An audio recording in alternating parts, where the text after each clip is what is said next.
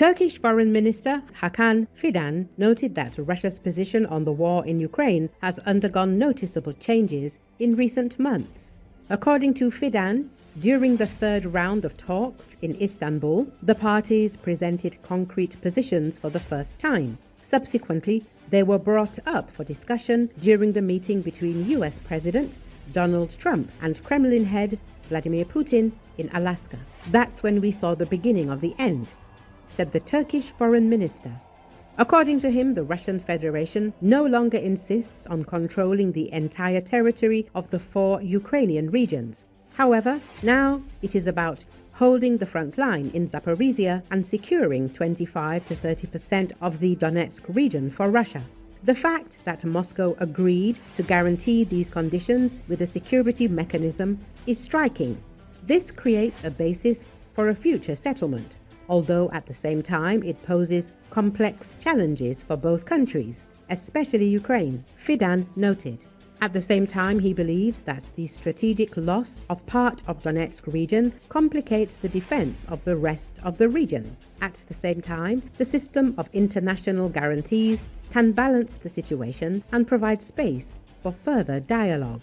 Recall on July the 23rd, 2025, the third round of negotiations between the delegations of Ukraine and Russia took place. The parties agreed on a new exchange, which should cover not only prisoners of war, but also civilian citizens. The Ukrainian delegation was headed by Rustem Umarov, the Russian one by Vladimir Medinsky. After the meeting between US President Donald Trump and Russian President Vladimir Putin in Alaska, it became known that the Kremlin head demands Ukraine withdraw troops from Donbass and abandon NATO membership. In return, Moscow is ready to stop the war along the current front line in Zaporizhzhia and Kherson regions. During a telephone conversation with Volodymyr Zelenski on August 28, 2025, Turkish President Recep Tayyip Erdogan said that Ankara is ready to support negotiations between Kiev and Moscow at a high level. Erdogan is confident that a fair peace between Ukraine and Russia is possible. According to him, Turkey is ready to support Kyiv's security after the end of the war.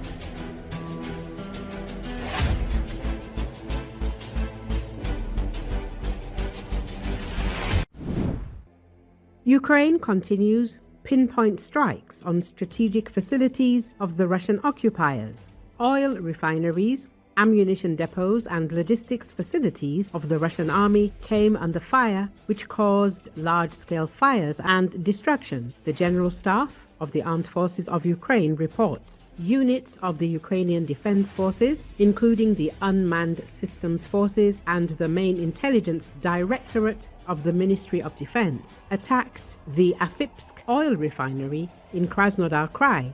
The plant supplies the Russian army with gasoline and diesel fuel, processing more than 6 million tons of oil per year. A large-scale fire was recorded on the territory of the plant. In addition, Ukrainian forces attacked the Kuibyshev oil refinery in the Samara region of the Russian Federation. The plant produces more than 30 types of petroleum products, including gasoline, diesel, fuel oil, and solvents, processing 7 million tons of oil per year. Explosions occurred at the facility and the fire broke out. In cooperation with units of the Special Operations Forces and the SBU, Ukrainian troops also struck ammunition depots and a number of logistics facilities, providing support to the Russian armed forces, located both on the territory of the Russian Federation and in the temporarily occupied territories of Ukraine.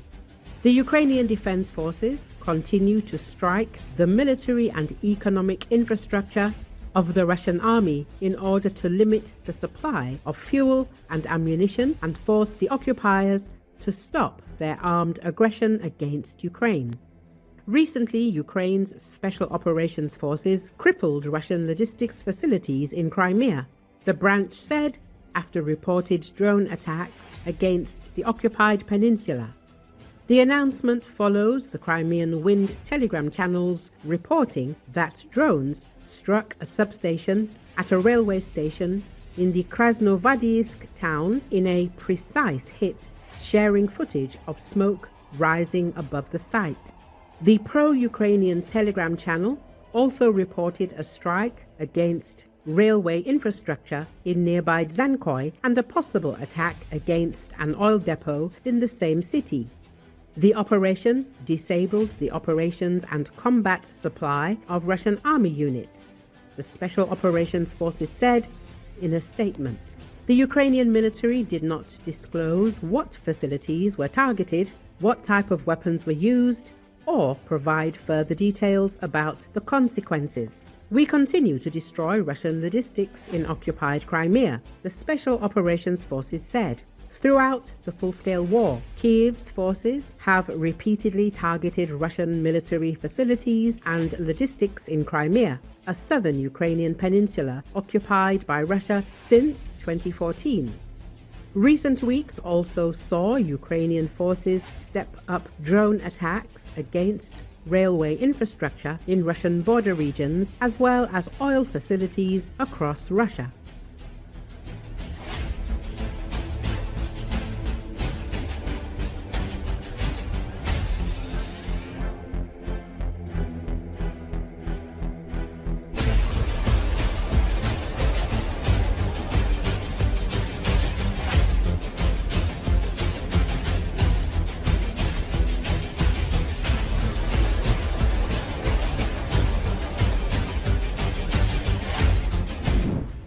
Ukrainian military intelligence struck a Russian 91N6E radar system, part of the S-400 Triumph air defense system, in occupied Crimea, HUR reported.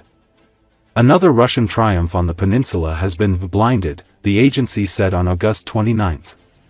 Its statement was accompanied by a black and white drone footage that purports to show the successful strike against the Russian system.